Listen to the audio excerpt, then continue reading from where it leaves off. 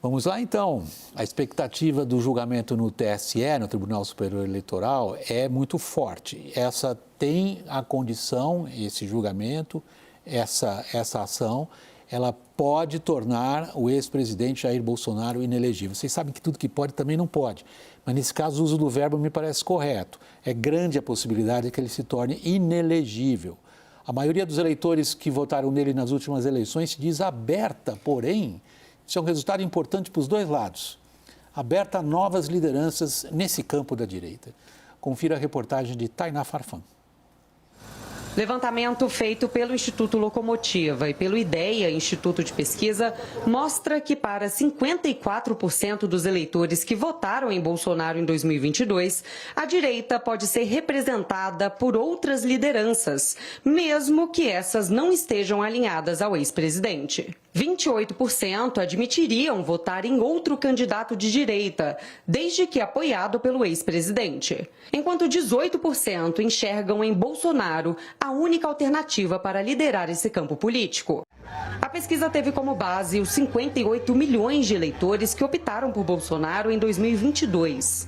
A pesquisa revelou que a ex-primeira-dama, Michele Bolsonaro, se destaca entre os eleitores de direita por reunir, na avaliação deles, conhecimento, continuidade do projeto bolsonarista e boa capacidade para exercer a presidência. Outros nomes citados são o senador Sérgio Moro, o deputado Eduardo Bolsonaro, filho do ex-presidente, e os governadores Tarcísio de Freitas, de São Paulo, e Romeu Zema, de Minas Gerais.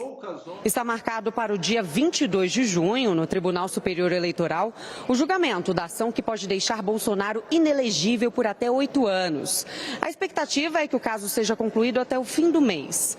O PL, partido do ex-presidente, já dá como certa a condenação e pretende investir na ideia de que Bolsonaro é vítima de perseguição por parte dos órgãos de justiça. Nesse cenário, o partido apostará nele como principal cabo eleitoral para as eleições de 2024 e 2026.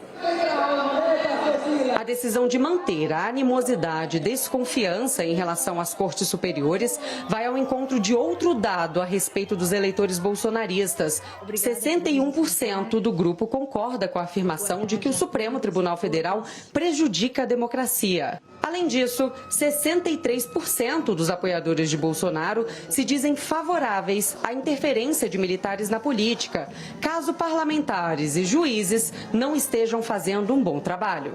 A pesquisa ainda mostrou que 5% dos eleitores de Bolsonaro se arrependem do voto, enquanto 7% dos eleitores de Lula lamentam a escolha que fizeram no segundo turno das eleições de 2022. A pesquisa ouviu 1.531 pessoas entre os dias 30 e 31 de maio, conforme a distribuição do eleitorado brasileiro a partir de parâmetros do TSE. Margem de erro, 2,5 pontos percentuais para mais ou para menos. Renato Meirelles, a atualidade da pesquisa é evidente.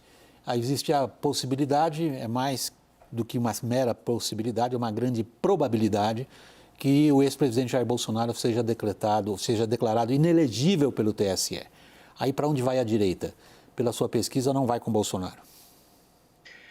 Boa noite a todos, um prazer estar aqui dividindo com vocês esse trabalho que foi feito em parceria aí com Ideia Big Data, do meu amigo Maurício Moura, e com o professor Carlos Mello e o publicitário Lula Guimarães e com a Sila Schumann.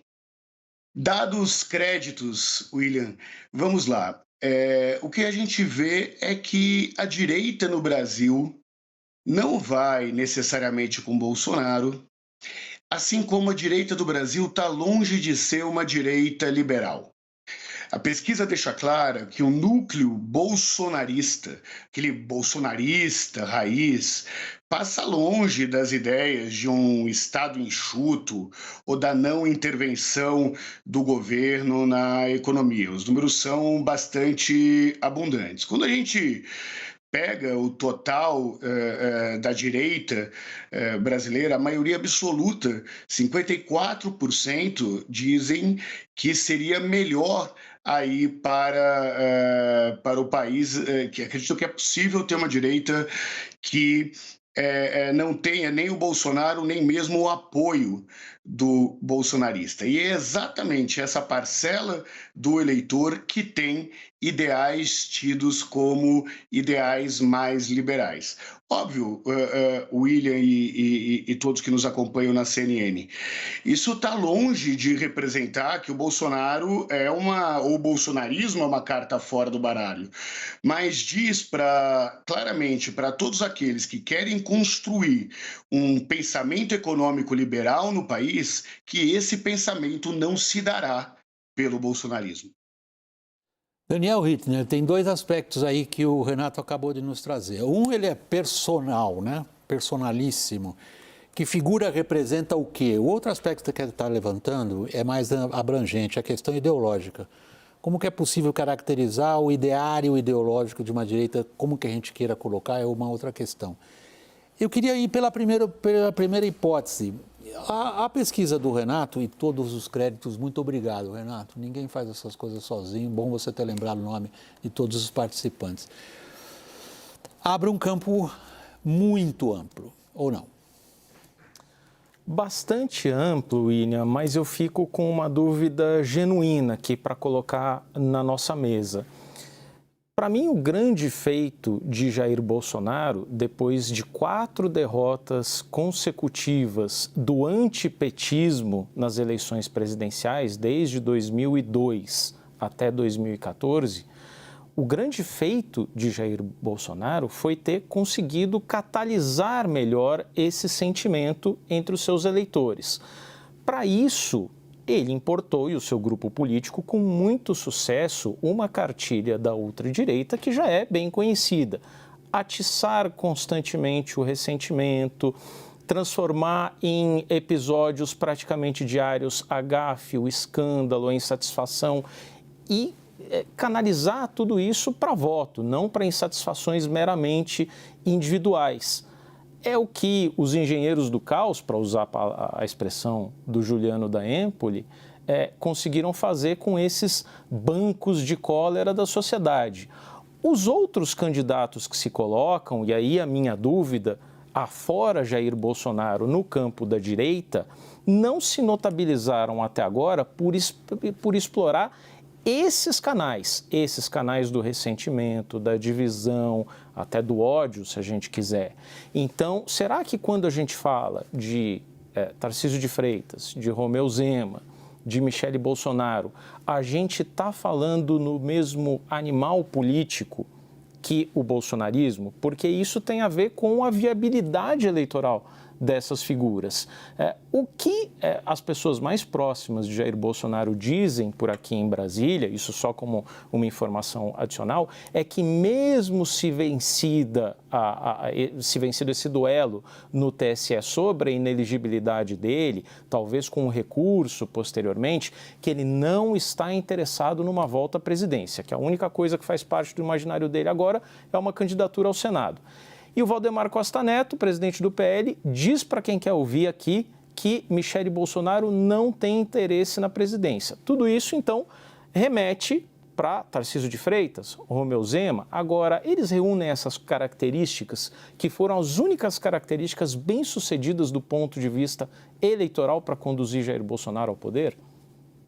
Eu entendo para onde você está levando. Agora, há outro ponto da pesquisa do Renato que eu queria chamar a atenção, e passo imediatamente a palavra à Raquel e ao Caio, é o seguinte: há um substrato ideológico para o que a gente possa caracterizar como um potencial de eleitores de direita no Brasil. E pela pesquisa do Renato e de todos os outros, eu não sei todos decoram, mas fica aqui já dado o crédito de novo, Renato. Não, tem que dizer isso sim, eu acho fundamental, quem trabalhou merece o crédito.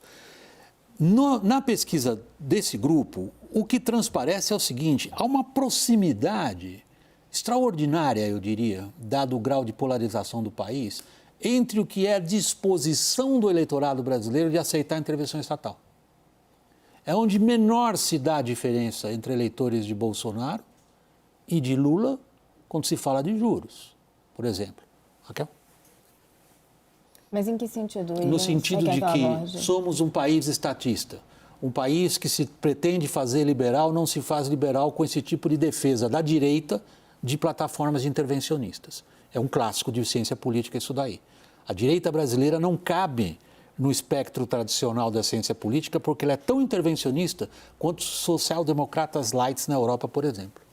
Mas o que está unindo a direita brasileira, eu acho que desde antes ali do Jair Bolsonaro, é muito mais uma pauta de costumes, né? Primeiro Com que, o Bolsonaro, sem dúvida alguma. primeiro que fez um amálgama ali foi, já nos protestos de 2013, começa a surgir um pouco isso e o Bolsonaro captura isso, essa indignação contra a corrupção, que aparece de uma forma muito intensa com a Lava Jato. É ali que esse grupo político começa a se configurar, porque a gente não tinha muito claro que era direita no Brasil, né? Você tinha um centro, uma centro-esquerda, e depois o que vai juntando isso que hoje a gente chama de direita é mais uma pauta de costumes.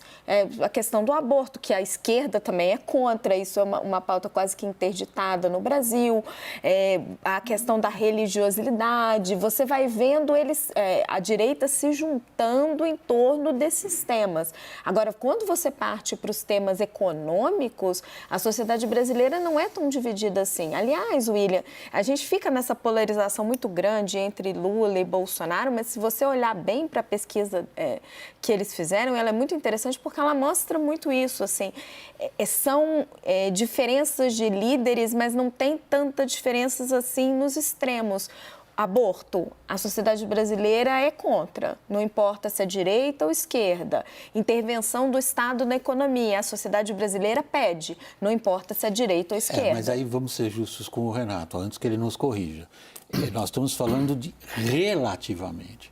Quer dizer, quando a gente pega o eleitorado bolsonarista, ele tem relativamente ao eleitorado petista uma postura menos intervencionista. Ainda que seja alguma. É porque é bizarro, Caio. Bom, William, eu acho que eu divirjo um pouco, acho que de quase todos aqui. Eu acho que a direita brasileira está onde sempre esteve.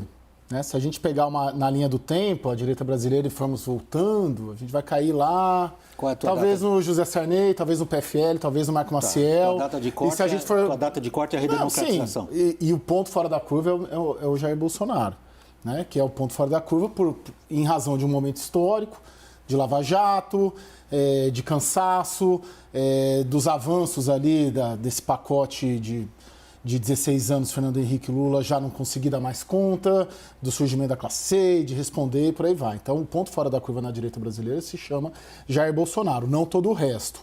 Né? Só que a gestão de Jair Bolsonaro foi tão conflitiva, de certa maneira até disruptiva em alguns modelos, que volta-se a se normalizar e apresentar um resultado como esse, que os entrevistados, os 18%, avaliam que Bolsonaro é ideal e você tem mais de 50% querendo um outro tipo de uma direita tradicional brasileira, que seria um Tarcísio de Freitas, que seria um Romeu Zema. Esse é um dado, ela está onde sempre esteve, tanto que quando lideranças de centro-esquerda, um Fernando Henrique da vida, o próprio Lula, precisam governar, precisam se aliar com eles. Tem um acordo histórico do Fernando Henrique com o PFL, que foi polêmico na época, hoje parece normal, mas foi muito polêmico, porque para governar precisava-se... espera aí, Raquel.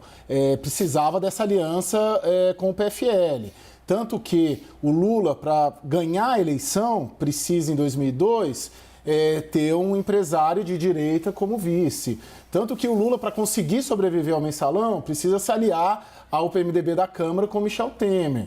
Né? E esses perfis, PFL, Michel Temer, eles, se a gente pegar a linha do tempo, a gente vai voltar lá no Antônio Carlos Magalhães, e se for mais longe ainda, vai voltar lá no Carlos Lacerda e por aí vai. O ponto fora da curva da direita brasileira se chama Jair Bolsonaro e agora as placas tectônicas da política elas estão se movendo e se ajeitando de novo para trazer a direita brasileira tradicional e clássica de volta ao jogo político. Estou falando do Tarcísio, estou falando do Romeu Zema, enfim. Não, o que eu queria ponderar com você, Caio, sim, a direita brasileira sempre esteve presente no Congresso Nacional, etc. Mas desde a ditadura militar ali, do período de redemocratização, até Jair Bolsonaro, não existia uma possibilidade de uma direita na presidência. Não, Fernando Collor. Mas não era assim. Não, Fernando Collor, eleito, uma bandeira de direita, abertura da privatização, O Fernando Collor ganhou a eleição com a bandeira de direita. Mas eu acho que é Jair Bolsonaro que consegue capturar esse sentimento. E quando você tinha aquela polarização entre PSDB e PT, você quase não tinha clareza entre o que era direita e esquerda. E hoje você tem de uma direita que parece que perdeu a vergonha de existir. Eu até vou pedir a Fernanda uma telinha que o Renato me passou mais cedo. Temos ela, Fernanda? Olha só, quais seriam esses possíveis substitutos de Jair Bolsonaro. E aí está dividido entre os que são conhecidos, os que dariam continuidade ao projeto de Jair Bolsonaro e os que são considerados por esses eleitores de Bolsonaro como seriam bons presidentes. É engraçado porque a Michelle aparece ali no centro, né? Ela é conhecida, daria continuidade ao projeto de Jair Bolsonaro e, surpreendentemente, é considerada alguém que seria uma boa presidenta, embora ela não tenha nenhuma experiência administrativa, a gente não sabe de onde as pessoas têm essa impressão, mas tem. Tarcísio de Freitas, ele aparece numa outra interseção ali que não é ruim para ele. Ele daria continuidade ao projeto de Bolsonaro, seria um bom presidente, não é tão conhecido, mas nada que uma campanha presidencial contra o PT, capturando esse antipetismo, não consiga atrair. Já os outros nomes, você vê que eles ficam ali um pouco mais soltos, né? O Zema, considerado um bom gestor, mas não entra nas outras áreas. Sérgio Moro também não é visto como a continuidade do projeto de Jair Bolsonaro e diante de todo o desmonte da Lava Jato, duvido que ele tivesse alguma chance. E lá o Eduardo Bolsonaro, o filho de Jair Bolsonaro, evidentemente não é visto como um bom gestor. Renato, desculpa, Daniel, posso passar a palavra para o Renato? Renato, no caso, nós estamos tentando estabelecer qual figura casa com qual tipo de plataforma. Você consegue? Vamos lá. O que a gente vê é que as cartas não estão dadas ainda, William, de uma forma definitiva. Uma das coisas bacanas que esse grupo de pesquisadores conseguiu fazer foi separar o que seria a continuidade do governo Jair Bolsonaro sobre a ótica dessa direita e quem seria um bom presidente.